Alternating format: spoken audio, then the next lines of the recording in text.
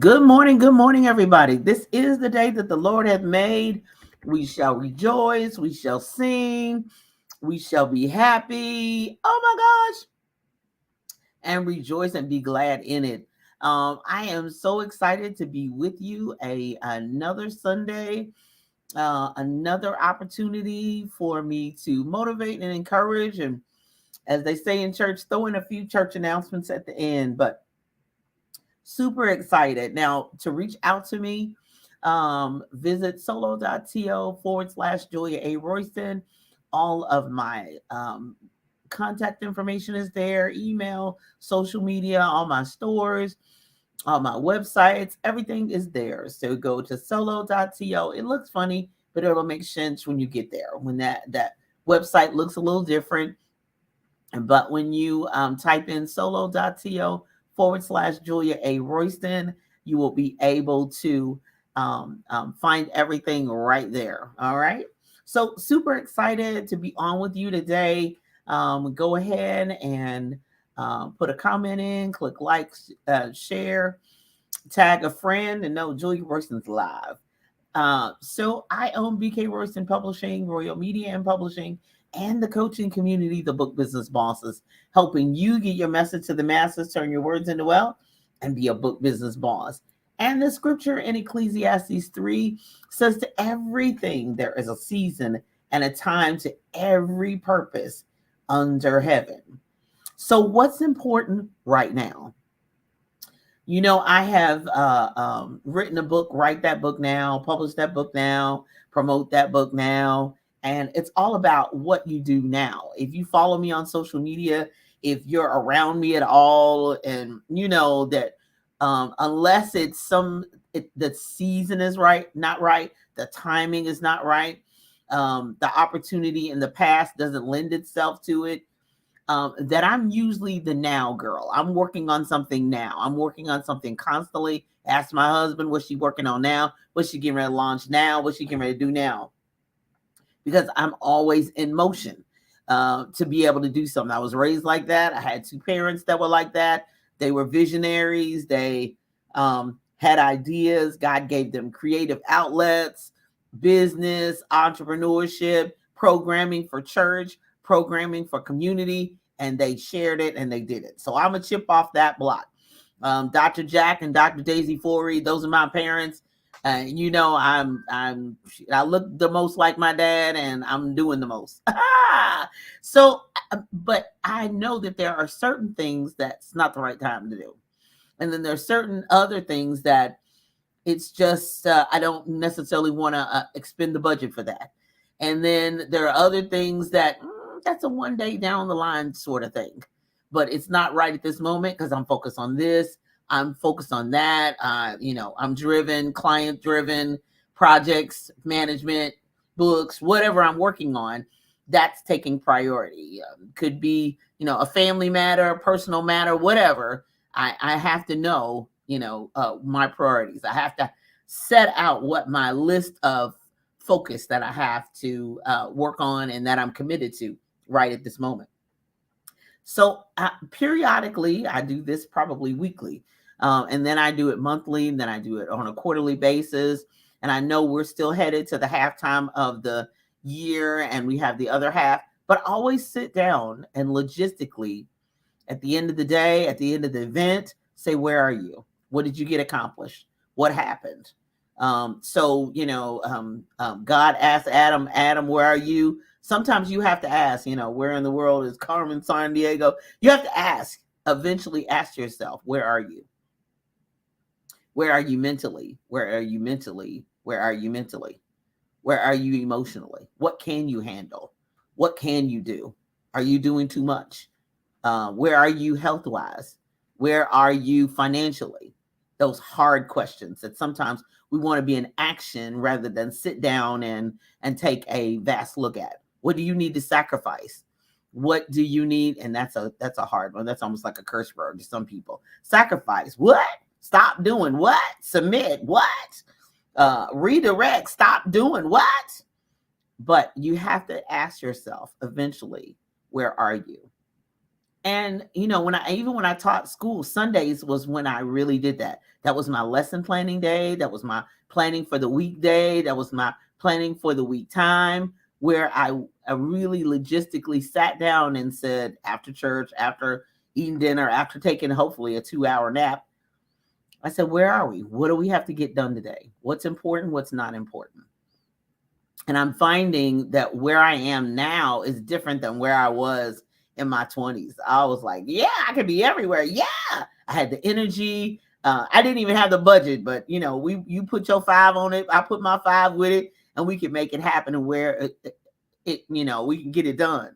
But where am I now at 59 is a different place. My yes is still yes, unless a global pandemic happens and the world shuts down. But my yes is still yes. But my no is just as important of what I don't want to be a part of as what I do want to be a part of.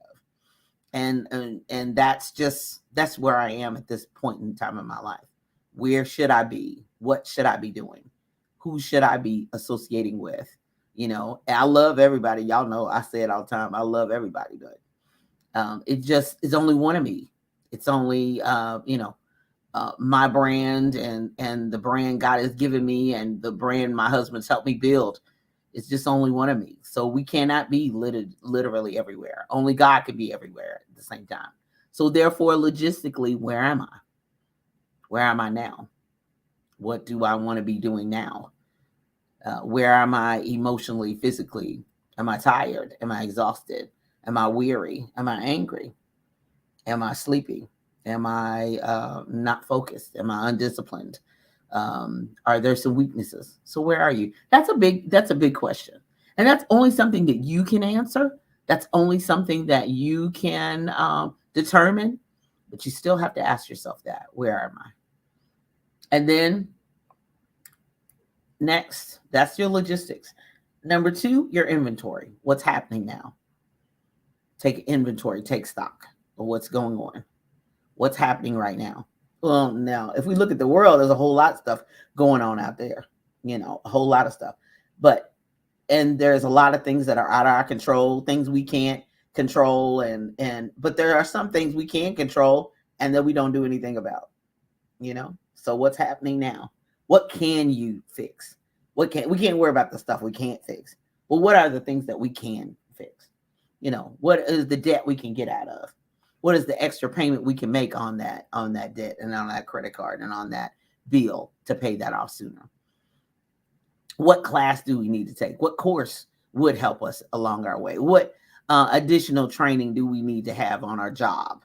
If I worked 1 more hour, if I came earlier, if I joined a specific team.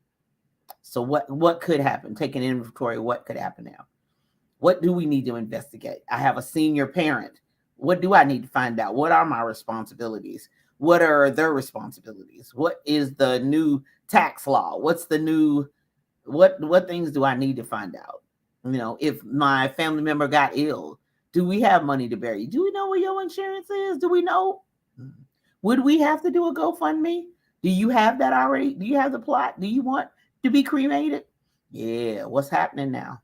Because some things hinge on other things. Family is definitely important, and taking care of family members and then seeing about family members being taken care of is really critical and important. And that's happened a lot, especially in the COVID years. So taking inventory of what that is and what that looks like is really important. So the number 1 question, logistics, where are you? And then taking inventory of all aspects of your life, career, health, finances. What's going on? Where we at? What's it going to take? And then number 3, goal setting. Where do you want to go? That shouldn't say where do you want to go, but that should say where do you want to go? Where do you want to be? Where do you want to go? What is your ultimate goal? And I hear people all the time, girl, I want to be you when I grow up. Well, do you? You may want to, but are you willing to put in the time? Are you willing to put in the work? Do you want to work on your business 7 days a week or 5 days a week or 1 hour a week? That's up to you. Do you want to start where you start? And even if you make mistakes and stuff doesn't turn out right, and you invest money and you don't get a return immediately, and you have to wait on are you willing? So where do you want to go? And so goal setting is really key and important. That's important. And that's something that, I always do. And I set a goal and I do it. That's the reason why I'm not really good at, I've done it. And I even led a workshop one time. I was asked about, oh gosh, it just left my mind. Vision boards. Thank you, Holy Spirit. Asked to do something about vision boards, but by the time I get it down, because I've already had it as a goal, I'm working on it, it's done. So vision boards for a person like me is kind of difficult to do. But sometimes some people do need that. I'm not criticizing you because you do have vision boards, because some of your goals may take longer to get. Some of your goals may take years to get. Some of the things other things may have to happen before you get to that goal. But have a goal. Be working on it. Not just a goal without a deadline, a goal without a due date, a goal without any action steps, a goal without anything you're doing on it. It's just a dream and a fantasy. So number 1, logistics. Where are you? Number 2, taking inventory. Number 3, goal setting. And number 4, this is sometimes a hard one, purge. What will it take to get there? So what are some things you may have to eliminate? And then some things you may have to add. Now, sometimes I'm not good at purging, and then all of a sudden I just get up one day and my husband sees 3 black bags at the door, and he goes, "Where are you going?" To the Goodwill to get rid of it. It's time to purge. I don't purge necessarily when he wants it done, but when I get that urge, oh, watch out. One time God said it's time to get rid of all the old, and you can only keep certain news. I had 38 bags of things that I purged once. I told my cousin, come roll up, and she rolled up and filled up her car. She said, "You sure?" I said, "God said it, I'm doing it." So purging is a command, and I obey, because I can't get the new in until I purge the old. And sometimes that's people, sometimes that's things, sometimes that's situations, sometimes it's emotions. Sometimes you may need therapy, Jesus, prayer, fasting, and a therapist. But you got to purge it. You got to move forward. You got to say sorry. Sometimes you got to apologize. Ouch. That purging is as old folks used to say, tight, but it's right. But sometimes it's best to purge it yourself than to have God pull it from you and purge it for you. Purge me with hyssop, that I might be white and clean, so that I can move forward and be all that you called me to be, and live my best life, and live the abundant life that Jesus died on the cross for me to have. So purge. So number 1, logistics, figuring out where you are. Number 2, inventory. What's going on now? Where are we at? What do we have left over? What do we need to get rid of? What doesn't make sense anymore? Then goal setting. Where do you want to go? What's the ultimate goal? Purge. What will it take to get there?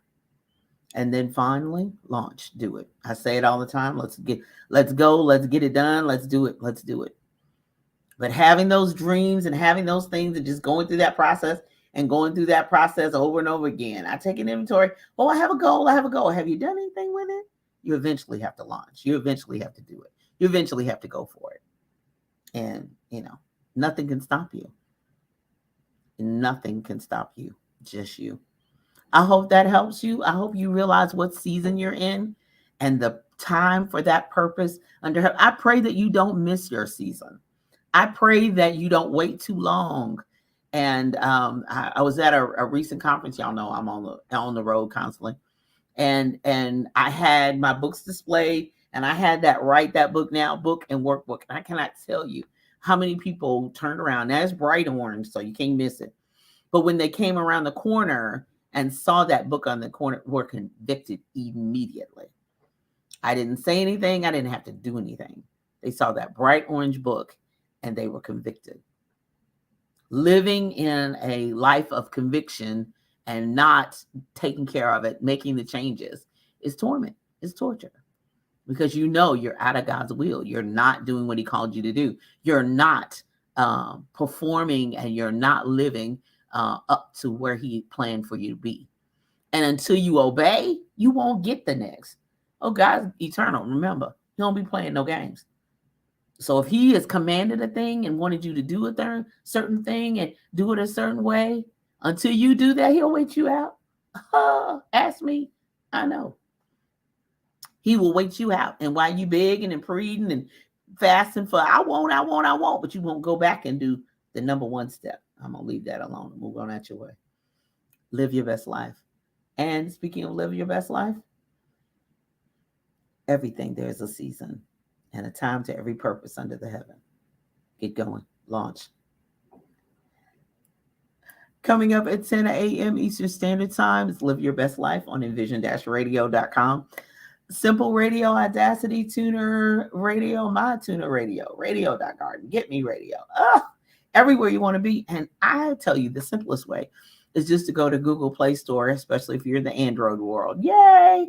And download the free app and listen to it, or just turn on the website and click play and enjoy fantastic music and phenomenal programming, informative guests, all that good stuff on envision-radio.com, where praise meets talk.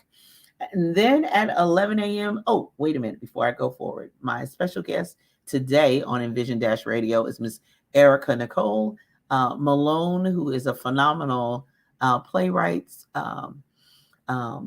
filmmaker, producer, executive. So I'm getting a little bit behind the scenes on the Mahalia story. So listen in on envision-radio.com today at 10 a.m. Eastern Standard Time. As soon as I get out of the way, head on over to envision-radio.com, where praise meets talk. And then coming up at 11 a.m. is the Spike Davis and Friends show.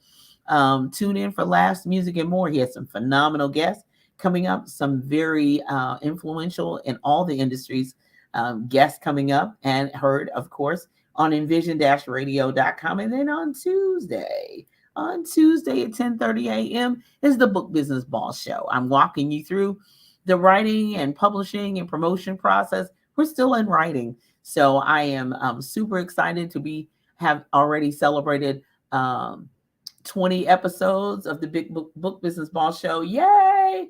Imagine my hands going up and I have an imaginary confetti and blowing a horn for 20 episodes on the Book Business Boss Show, heard every Tuesday at 10:30 a.m. Eastern Standard Time on envision-radio.com. And then the replay is at the bookbusinessbosspodcast.com.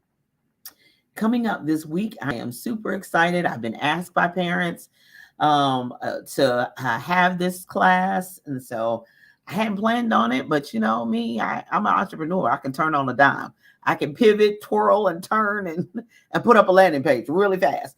So the Children's Writing Boot Camp is 3 weeks, 1 hour, from 7 p.m. to 8 p.m. They must be accompanied by an adult. Every child that logs in must have an adult with them at the time, just for their safety and protection, everybody's safety and protection. We're meeting June 15th, 22nd, and 29th. Is going to be our writing boot camp for your child to participate.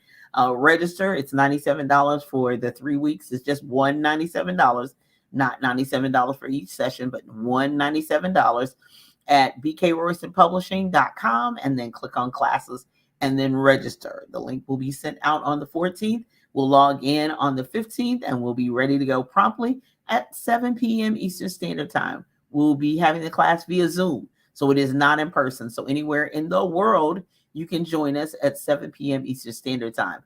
I will be providing replays of the training only, but no child will be visual of any of those trainings, and I'll be pre-recording the trainings. I won't record during our time together at all. So the children can feel free to speak to me about any thing regarding their writing that they want to. And then, so that's the 15th. That's coming up this week. And then on the 17th, I'll be headed to Detroit. Big D, Detroit, Michigan, for the Black Woman Expo. June 18th through the 19th. We'll be there for Father's Day as well as Juneteenth weekend. So I am booth 207 So find the Book Business Bosses at vending booth 207. We'll be going live on Monday, June 13th, to really spotlight what I have to offer and what we'll be doing and what we'll have to offer at vending booth 207 at the Black Woman Expo. I'm super excited. I was invited to be a part of the Black Woman Expo in Chicago. I'm just a vendor. I'm not speaking or anything. In Chicago last year, and so I've made that big leap this year for all three cities. So we'll be in Detroit in June, we'll be in Chicago in August, we'll be in Atlanta in December. Yay! Super excited about that. Honored and privileged to be there as well. And then coming up in July, Message to the Masses, my summer masterclass series is still on the go. So Message to the Masses, a speech from your book. I find that this is next level. Now, having a speech from your book, being able to talk, my book is about, was great. But if somebody asks you for a 15 to 20 minute speech about your book, what would you say? What would you talk about? How would you format it? How would you lay it out? So that's what we're going to be talking about. Because with the advantages of technology, the StreamYard, Zoom Space, we have the ability to be able to be on multiplicity of platforms. So having a speech from your book for a conference, for a workshop, for a summit, for a webinar is really, really critical and important. I enjoy teaching from my own books. I'm different like that. So I really encourage you. If you say, oh, I wrote the book, yeah, it's out there and available. But if somebody asks me to talk about it, I don't really quite know. So that's having a whole speech regarding your book. And then lastly, that's July 19th. Register at bookbusinessbosstraining.com. You can register right there. And then coming up August 16th, bookbusinessbosstraining.com is Message to the Masses. Are you media ready? Now, this is really critical because that's what, as authors, we really want. And business owners, nonprofit, it's not just limited to authors. But if you're a speaker, a motivational speaker, if you're a coach, if you're a nonprofit executive director or something, and you really want to be media ready, be sure and register for that class. That'll be August 16th. It's a masterclass from 7 p.m. to 9 p.m. bookbusinessbosstraining.com. This is, I don't know whether I'll do this again. You will be able to get the recordings in my store, but Are You Media Ready will be coming up August 16th so that you'll have the tools and things that you need. You have hopefully the book. If you don't, we'll be talking about that too. But having a speech from your book, writing for your book, a talk from your book, and then being media ready is really critical and important. So I hope that helps you. I have plenty of things coming up, trainings. Don't be caught without it. Don't, as they say, don't leave home without it. My information, of course, is at solo.to/Julia A. Royston. And the comments, hey, Benji, how are you? Hey, love, how are you? Good morning. My husband's in the house. Yay. Good morning. Yeah, focus on now. It's true. Yeah. Yeah, you got to do your inventory, Benji. Most definitely. So super excited about you being on with us and everybody else, and even those who are going to be watching on the replay. Hey, love. And I'm super excited for all that's happening with me and my business and my family and all that's happening with your family too as well. My job is to inspire, motivate, and help you get your message to the masses, turn your words into wealth, and be a book business boss. I'm Dr. Julia Royston. You have a phenomenal day and a great rest of the week. Bye-bye.